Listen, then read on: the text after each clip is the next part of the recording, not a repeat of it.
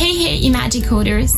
So as you all know now, Python is not a scary snake. It's actually a programming language. And today I decided to practice a different language, that is Swedish.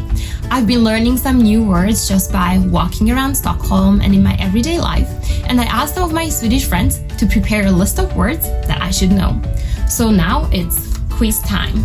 But of course I'm going to do this in the imagi way.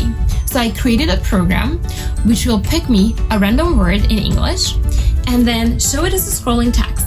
Then I have just enough time to say the Swedish word out loud before the solution comes up.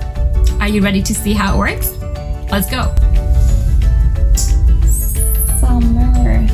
Sommar. Nice, I got that one right. Bicycle. Cykel. Nice.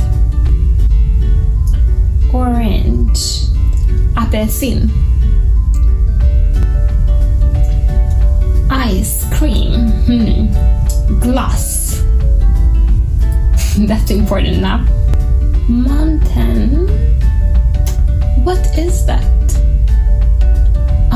Fjäll. I forgot, but I should have known that from my backpack. I got 4 out of 5. That's not bad.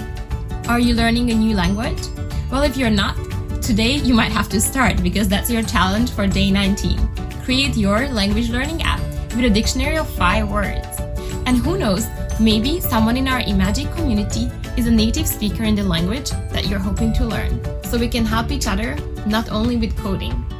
Make sure to share with #day19 and can't wait to see your projects. Hej då! And that was bye in Swedish.